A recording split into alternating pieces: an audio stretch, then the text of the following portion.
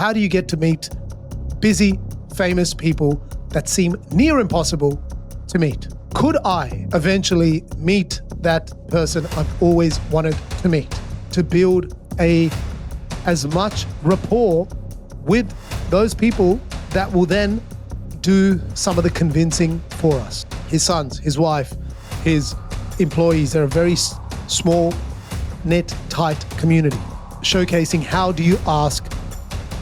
I asked for that big ask of actually getting him to come out beyond the video and what actually happened after that. In there somewhere is valuable for you to also get access to that person. And some of this hopefully is valuable for you to use as a strategy for your endeavors. Hello and welcome to another live. I hope you're doing very well. I'm doing great and I'm excited for this one. And I have been excited for this one for a while because today I get to talk about pipes. Not those kind of pipes, but pipe dreams. I mean, those kind of pipes can also help with pipe dreams, but I'm going to try and stay on point and on target, which is rare for me. But pipe dreams, in the sense, we all have this story that there are people we obsess over, people we idolize, there are heroes. They are these elusive, amazingly real but fictional people we build up in our heads and think one day, we play the game, one day if we could meet them, what would we do? If one day I could have my 5 minutes with this hero of mine or person that I absolutely love, what would we do? And I wanted to put kind of that into practice to see, could I eventually meet that person I've always wanted to meet? What would I be able to extract given that situation? So I want to try and break down the one time I did manage to get that interview with one of my heroes that I wanted to try and manifest for so long. And I want to give you the process of how it happened for me. Okay, how do we meet busy, famous people that we always wanted to meet? I am Jasky, Mr. Sick Cunt, Australia's #1 street interviewer. All right, today I want to talk to you about my interview that I managed to get with someone maybe a lot of you might not even know, okay? I managed to interview and also achieve what I wanted to, which was beyond the interview, with a very busy, very wealthy, famous, very well-known person where I am, which is in Perth, Western Australia. Now, for those of you who don't know, this very interestingly dressed and the man with the biggest eyebrows known to mankind, who he is, his name is Tony Gallardi. And if you are in Western Australia, this man is the most household name you can imagine. He is probably more recognizable than, I don't know, than the West Australian flag. And I think I do mention that in the interview. He is someone that people have parties and people dress up like him. Now, when we started the channel, prior to the channel, when I was a young kid, it was my dad used to idolize this man because he became that kind of a face for the migrants, the people that were having it a little bit tough. And he was a WA hero, making food accessible and being like the everyday kind of farmer looking vibe, but yet building a massive supermarket corporation here in Western Australia, incredibly wealthy, fought against some of the governmental policies and became successful. And everyone fucking knew this guy. You watch a cricket game and people are just dressed like him. He's a character. He's also the kind of character that I always found so interesting that I was like, one day I just want to interview this guy. One day I just want to meet him, right? So it did happen. It did happen. And the interview did very well. It got a ton of views. I don't know, a couple of million across the various platforms and got shared and whatever. And long story short, it ended up us actually now having the ability to text. I got his number. So I managed to even text it and got invited to like things that he does, which is incredible, right? Incredible. How do you get that pipe dream to no longer be a dream and hopefully become a reality? How do you get to meet busy, famous people? How do you make it possible? Well, the way that we did it, okay, is I know maybe the process is to try. I mean, probably the most common process that most people know is how do you access some of these people that you want to reach out to? And typically it's like, well, how do you find a path to them? Now, it's a little bit of a difficult process, but it can be done. I've done that in the past in more of a business setting. You just kind of reverse engineer and slowly get there. I thought a much more unique way of trying to do it, but also I wanted, when that moment happens, I want it to be in reverse, where it is kind of we get him to come to us. Not in that way. I'm not saying I have an ego about it. I was very honored to meet the man, but it is kind of enough of a momentum build. There is enough inertia here that at some point he will come to us, and not directly through him, but some way he will come to us, and the situation should be so warm that we can then do more with it had I traversed my path to requesting, begging, and prodding my way to getting in front of said person. Let me repeat that. I wanted to find a way that it was already such a warm introduction that the heavy lifting would be easier. And similarly, it would result in us getting more than just an interview. Okay. An interview is great, but getting someone to be part of a joke, part of the video, and potentially a more meaningful relationship down the track is way more valuable. And I feel like the way that can be done is by building enough momentum that the wind flows in your direction. So we eventually interviewed Tony. Was late last year. This is late 2025 when we were in Kalgoorlie. The whole situation was pure timing and serendipity. But what happened 1 year prior to that? What took place 1 year before that serendipitous timing happens? And it always is the case. It's always like, that was just a rare, strange circumstance that I met this person. And look, Mr. Beast was walking past and we ended up having an interview. You kind of think that. And many times that may be the case. And in this case, that might truly be the set of circumstances that took place. But what we did was for the year prior was continuous mentions of him in our videos, doing things where we brought him into the conversations of my interviews, knowing that if the algorithm is set up as such that if you build content for a particular person, you mention the particular person, you do something around who you want to target, the algorithm somehow just sends it to them. Someone makes content about me, they say some shit about me. It's some weird analysis or like hating or fucking roasting me or quoting something. Somehow, not always, but some of the stuff just surfaces and I see it. And I wanted to do that in reverse. It's ended up clearing a path to meeting that person just by using the power of the algorithm to kind of get to the person for you, right? So the work you're doing is trying to build something that hopefully the algorithm becomes your networking partner.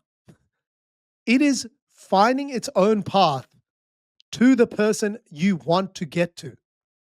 Okay? And that is quite powerful because sometimes now when I create something, I build something and I want to reach a certain type of audience or a person in particular, anyone in particular, they're all on their phone. They're all on it. They're all, doing something. It's everyone is on the social medias. So the algorithm knows who that person is.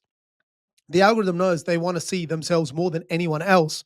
So if you can create something that reaches that person by mentioning them, by doing an analysis on them, by calling them out in some way in your content or taking a contrarian approach and criticizing them, it is likely at some point it is going to be seen by them or their immediate network, their family, their friends, their close colleagues, and all of that shit, and then they will introduce them to who you are. And this is the one circumstance that I'm uh, analyzing and showcasing to you, but it happens all the fucking time. So what did we do? Let me play you a video. This is 1 year, roughly 1 year, a little bit over 1 year prior to us meeting Tony Galati in Kalgoorlie. Okay. All right. So this is 1 year prior. We are in a suburb, Kelmscott, which has a spud shed. My friend, where's Tony? Do you know where Tony is? Tony Galati? Someone said he's in the store. Tony Galati, sir. How are you? Good. I knew you were here. You're Tony Galati. Me? No, mate. No? I don't look Italian, do I? I thought it was you. No. You got the wife beater, the beard. They said that he was in this store. No, it's definitely not me, mate. I don't know. I kind of scrubbed it there, so I don't know what was said. Essentially, we walked into the spud shed looking for Tony, and being a West Australian creator, and this person is such a known person in Western Australia, and we have a sizable West Australian audience, it was likely if we are creating stuff pretending to meet the man himself, that wasn't him, it was just someone who was dressed like him, pretending to meet the man himself, it is very likely, if it is funny, it might get served to him. Now, it's not guaranteed, but if you do it often enough, the algorithm will point it in that direction. So I'm repeating it because I just don't think people realize sometimes the power of the algorithm being at your disposal. You have the advantage of creating things knowing that they are going to reach a particular person or a particular audience. We maybe know more about the audience. We like segment this audience and make content around people that love supercars, and let's just talk about and they know it, and then it goes to all the people that love supercars. But why not make it even more niche and granular and all the way down to the fact that it can reach a single person? The one single person it reaches can open so many doors, such greater connection, and you get to meet someone you can learn so much from, and an absolute fucking legend like Tony is in my eyes, right? Okay, and then continuously we kept putting references. Well, I did. I kept putting references of him in our videos. So I would always bring him up and talk about him in random interactions. We would spot people and I would just mention his name, in the fact that, again, with the hope over that year before we met him, can I create enough momentum that at some point it is likely that we are going to get that interview. And it has happened on many occasions. What's going on, brother? Hi, mate. Good, man. Good. You're like dressed like Tony Galati today. Fuck Tony, the Spud King. So yeah, a lot of these references of mentioning Tony, of doing sketches with him involved, eventually created what I believe enough momentum that the content ended up reaching people around him, maybe even him. Now, I never asked him directly, had he seen what we've done? He did mention it briefly, so I'm not entirely sure. I don't know. I don't think he saw it personally. Maybe he did. But the advantage was, we found out, and this is where I'll get into the next, is how the interview actually happened, was the content, our content, started reaching his sons, his employees, his wife, his friends and whatever, the near associates of Tony, who are the gatekeepers to him. And then serendipity and timing and all of that came into play. So we got off the plane in Kalgoorlie, which is a mining town north of Perth, the city in the state, and a town where we did this video, which was an epic video, the horniest street in Australia, is what it was titled. It had comedy built into it. We got off the plane, and one of the people, as soon as we're collecting our bags, approached us, and he had a Spud Shed shirt on. And I don't know, maybe fucking love the brand, but I assumed he's someone who works for Spud Shed. And he came up to us and he said, "Hey man, we're opening a new Spud Shed in Kalgoorlie." And I was like, "Bro, we're here for several days. When is it happening?" "It's happening tomorrow." And then we met him on a Friday, and I think it was happening on a Saturday. We're opening a new store. We had no idea. It was not planned. We didn't know. It wasn't like we knew that was happening and we're going to kind of gate crash and meet the person.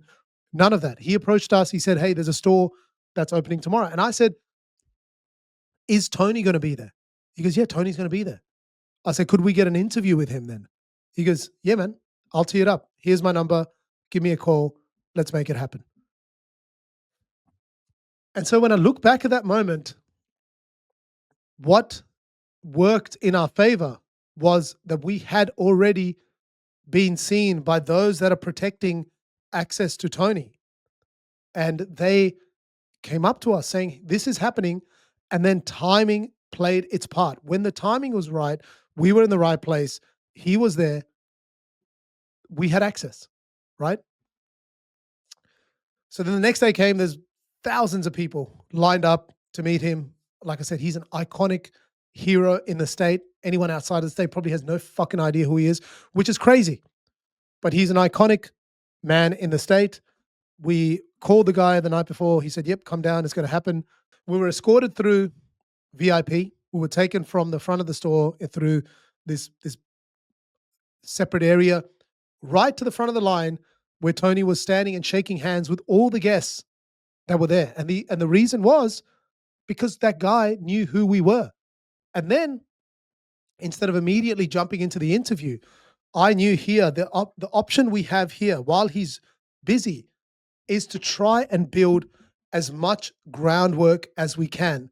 Because in the interview, I wanted Tony now to be part of the video and part of a big joke that we were going to do at the end of this video or somewhere within. So essentially, I wanted this interview to now lead into doing something more than just talking about whatever. He's interviewed all the time. Like, obviously, I can make it more interesting. I can do whatever. And I'm very honored to have the interview.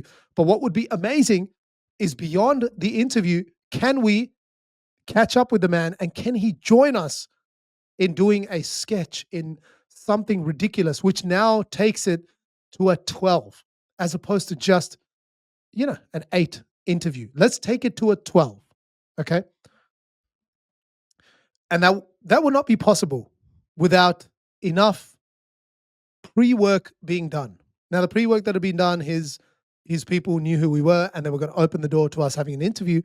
But then while I was waiting, we started to talk to and network with those other people that could potentially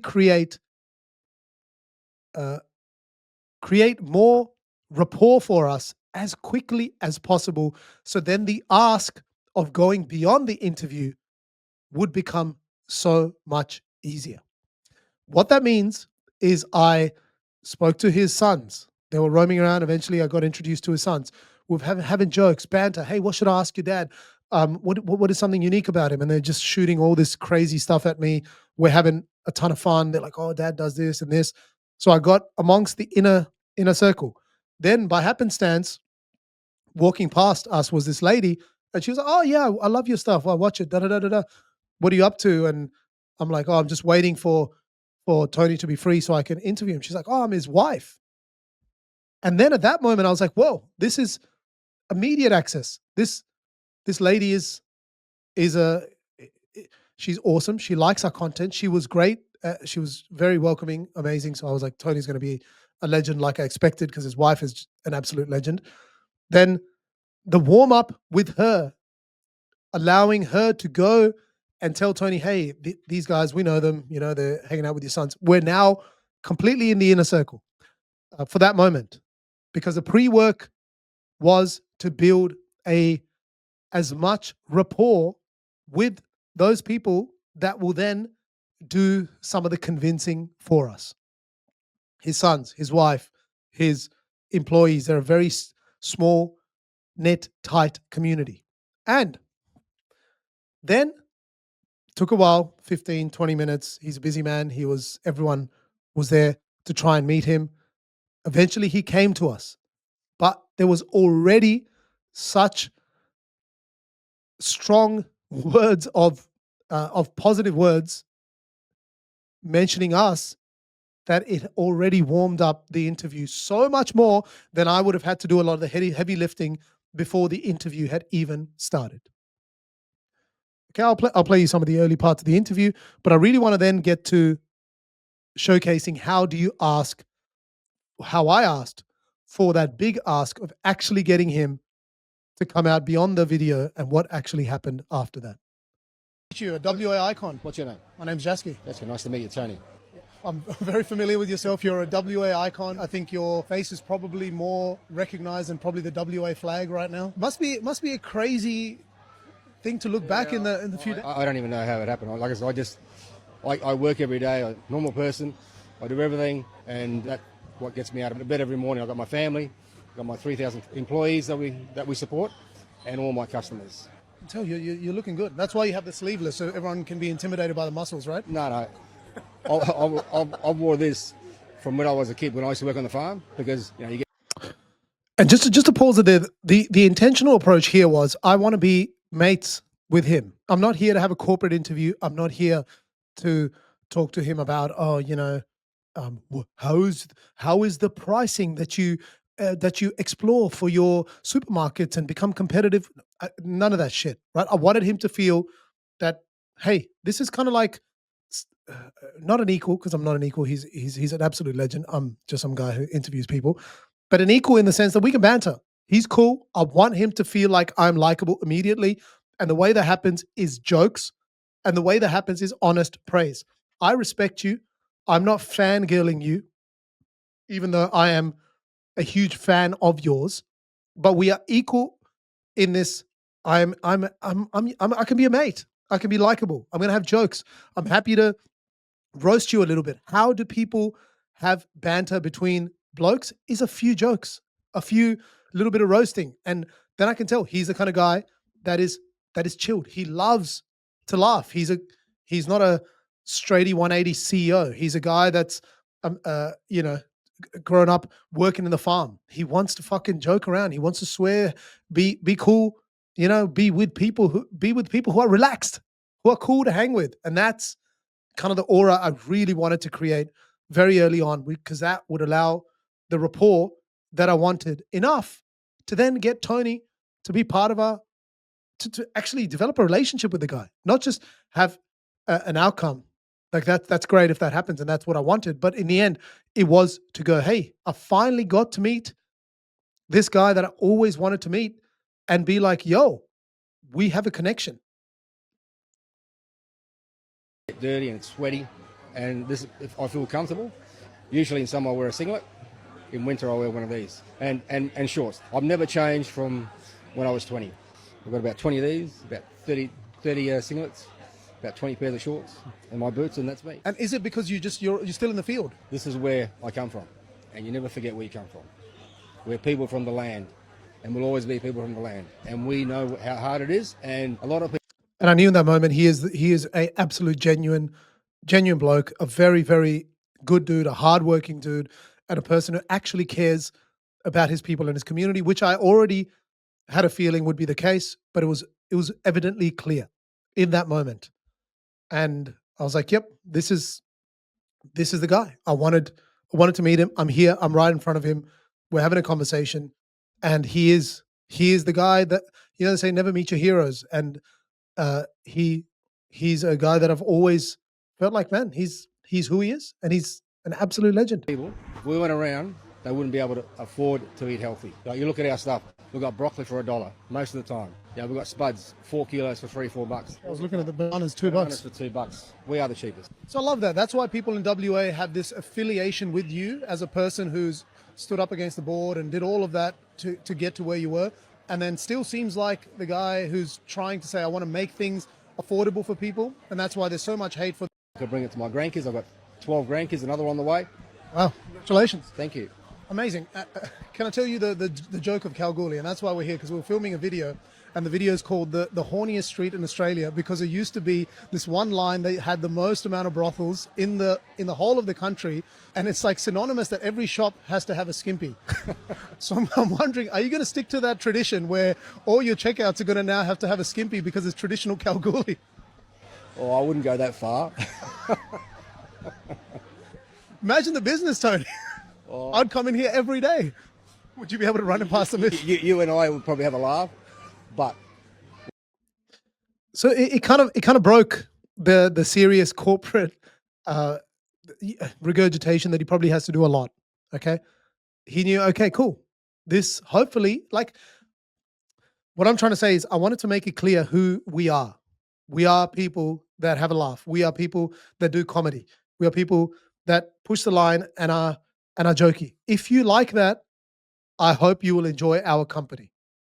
Because if I masqueraded it as like, oh, we're just these serious people, and then we try and do some bullshit joke, it doesn't work. Okay. So I wanted to be clear about who we are. Okay. This is who we are. we'll just supply food. When they leave with the food, they can do what they want. Amazing. So how long are you in Kalgoorlie? I drove a truck in, and then the boys drove it back. I'll probably be back in on Sunday with a load. If I can't get a driver, because I still do it, I'm hands-on. I don't sit behind a boardroom or an office. I'm out every day with my staff. I can feel that. The reason I was asking is, would you join us and come out to one of the pubs, have the Kalgoorlie experience with us if you have the time in the evening? Absolutely. Or tonight's free. Is that a deal, or is that just a camera deal? I'll do a deal with you. So that was the ask. I wanted to now go beyond the interview. How do I get such a busy, famous, very ubiquitously requested person to take out his time to come with us? Okay.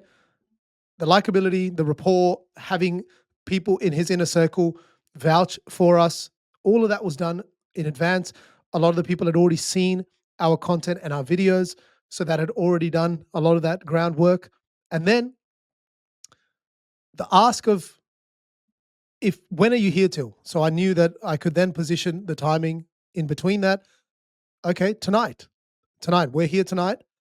And when someone says on camera, yeah, that's cool, I'm down for it. It's a camera deal. So I had to then double cross check and say, is this a camera deal? Because you have to call it out.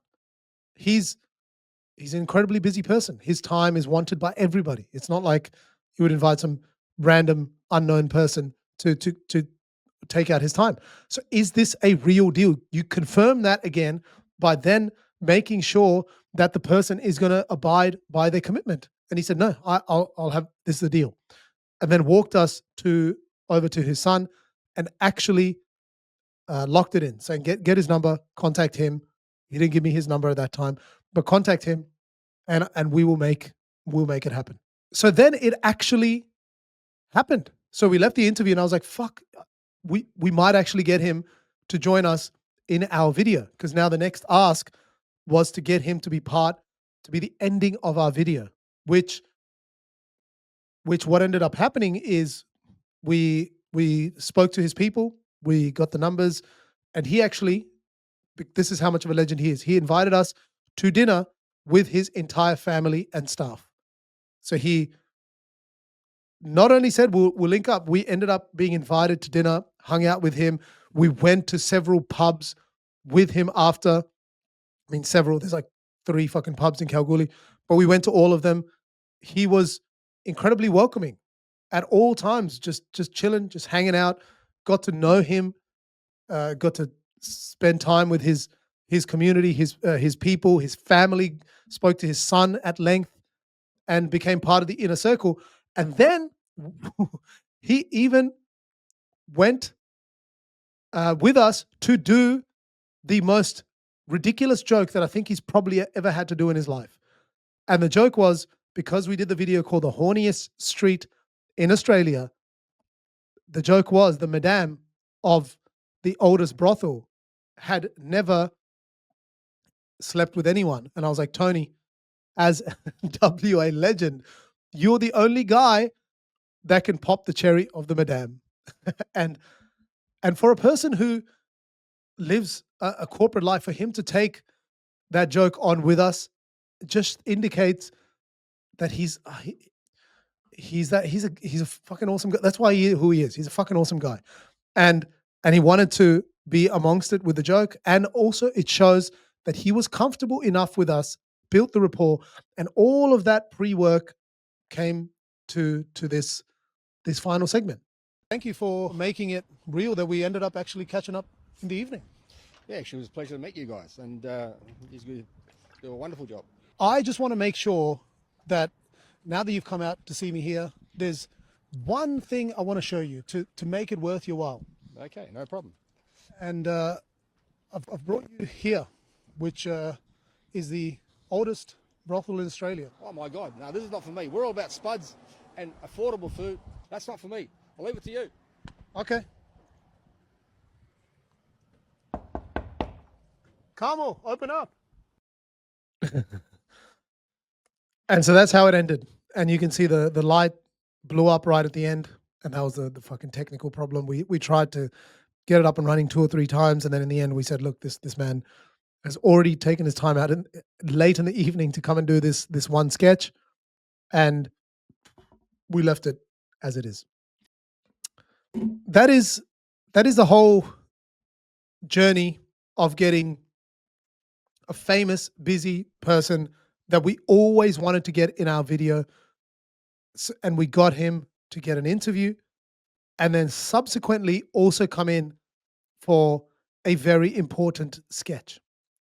Now, hope some of that in there somewhere is valuable for you to also get access to a famous, busy, hard to reach, difficult, elusive, a time poor, whatever, all of the synonyms you can come up with, access to that person.